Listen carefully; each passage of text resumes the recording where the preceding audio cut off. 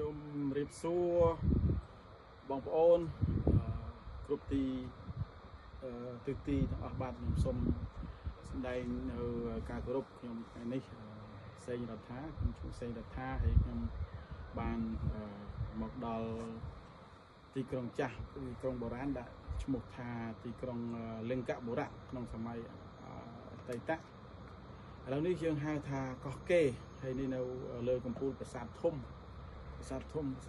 កោះកេរបាទឈ្មោះប្រាសាទនេះយើងហៅថាកោះកេរប្រាសាទកោះកេរតែឈ្មោះពីដើមលង្កាបុរៈបាទហើយគេហៅថាទីក្រុងជោគកាយាអីចឹងមកបាទហើយប្រាសាទនៅតំបន់កោះកេរនេះតាមអ្នកសិក្សាស្រាវជ្រាវគាត់រកមើលឃើញ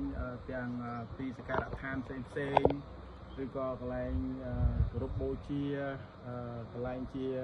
ប្រាសាទតូចប្រាសាទធំអីទាំងអស់សរុបទៅគាត់រកមើលបានឃើញប្រហែលជា180បាទ180កន្លែងទោះបីយ៉ាងណាប្រាសាទធំគេឃើញប្រហែលជា60ប្រាសាទបាទហើយនៅក្នុងនោះមានប្រាសាទកោះកេរប្រាសាទធំមានប្រាសាទក្រហមអីចឹងទៅមានប្រាសាទលឹងមាន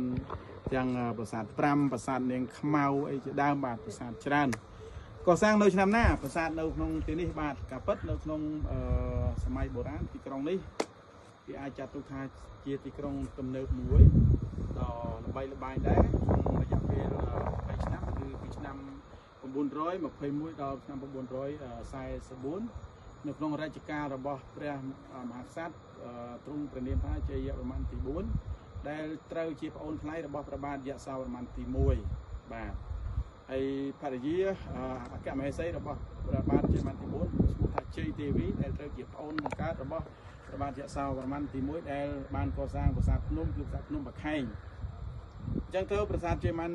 ទី4បើតាមប្រវត្តិសាស្ត្រអ្នកសិក្សាខ្លះថាព្រះអង្គជាស្ដេចជ្រែករាជ្យដោយសារតែក្មួយរបស់ព្រះអង្គនោះមិនសូវមានសមត្ថភាពដូចជាក្នុងការដែលដឹកនាំប្រទេសឲ្យមានអំណាចឲ្យមានសក្តានុពលដូចជាមិនសូវមានហើយក្មួយរបស់ព្រះអង្គមាន2ព្រះអង្គគឺទី1ឈ្មោះថាហសវរ្ម័នទី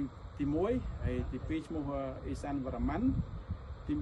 2បាទហើយទាំងពីរអង្គហ្នឹងគឺជាស្ដេចចៅរាជនៅក្នុងទីក្រុងយសោធរវរៈបន្ទាប់ពីយសោវរ្ម័នទី1ទ្រង់សគត់ទៅអញ្ចឹងព្រះបាទជ័យវរ្ម័នទី4មិនពេញចិត្តនឹងការដឹកនាំនៅក្នុងរជ្ជកាលរបស់ក្មួយព្រះអង្គពីរអង្គហ្នឹងទេបាទគឺព្រះបាទយសោសំទោសព្រះបាទហសវរ្ម័នទី1និងព្រះបាទអេសានវរ្ម័នដែលជាក្មួយហ្នឹងដឹកនាំនៅក្នុងឆ្នាំ910រហូតដល់ឆ្នាំ921បាទទាំងពីរអង្គហ្នឹងមួយអង្គដឹកនាំបាន8ឆ្នាំអង្គទៀតបាន4-5ឆ្នាំបាទប៉ុន្តែមិនសូវមានអំណាចអញ្ចឹងព្រះបាទជ័យវរ្ម័នទី4គឺព្រះអង្គបានមានរាជធានីមួយទៀតដែលលោកបានកសាងនៅទីនេះដែលមានចម្ងាយប្រហែលជា100គីឡូម៉ែត្រពីអង្គរវត្តអញ្ចឹងនៅក្នុងទីនេះនៅក្នុងសម័យបុរាណប្រហែលជាទីក្រុងនេះធ្លាប់មានមនុស្សរស់នៅច្រើនមកហើយមុននឹងព្រះបាទជ័យវរ្ម័នទី4មកកសាងរាជធានីនៅទីនេះដែលគេឃើញរចនាសម្ព័ន្ធមានទាំងបារាយជាដើមបាទគឺព្រះអង្គអាចផ្គត់ផ្គង់កសិកម្មផ្គត់ផ្គង់ប្រព័ន្ធធារាសាស្ត្រដល់មនុស្សដែលនៅក្នុងតំបន់នេះចឹងព្រះបាទជ័យវរ្ម័នទី4បានកសាងប្រាសាទយ៉ាងច្រើនមានន័យថាព្រះអង្គក៏មានវិស្វករព្រះអង្គក៏មានជាងចំណានជាងកសាងប្រាសាទជាងធ្វើប្រាសាទឆ្លាក់អីជាដើមព្រះអង្គបានប្រាសាទកសាងប្រាសាទជាពិសេសគឺប្រាសាទធំនេះគឺជាប្រាសាទមួយដែលនៅកណ្ដាលរាជធានីលង្កាបុរៈម្ដងដែលកសាងលឹងមានកម្ពស់9ហត្ថគុណនឹង9ហត្ថសរុបទៅគឺ81ហត្ថបើយើងសរុបទៅប្រហែលជា36ម៉ែត្រអញ្ចឹងលង្កាបុរៈដែលកសាងប្រាសាទថ្វាយដល់ព្រះមហាក្សត្រព្រះបាទសំទោសដែលកសាងថ្វាយដល់ព្រះសិវៈគឺជាទេពដ៏ចម្បងនៅក្នុងទីក្រុងលង្កាបុរៈនេះបាទអញ្ចឹងទីនេះយើងមើលទេសភាពនៅជុំវិញគឺពិតជាស្អាតស្រស់ស្រកាលគឺជាឋានសួគ៌លោកីតែម្ដងដែលនៅពេលយើងបានឡើងលើកំពូលប្រាសាទធំប្រាសាទកោះកេរនេះហើយយើងមើលទេសភាពនៅជុំវិញតំបន់ជុំវិញគឺល្អត្រជាក់តែម្ដងបាទហើយយើងក៏ស្គាល់ជុំវិញក៏ឃើញជុំនៅជុំវិញបាទមានជួរភ្នំមានភ្នំក្បែរនៅក្នុងទន្លេជាច្រើនគឺជុំនៅក្នុងតំបន់នេះផងដែរ បាទសូម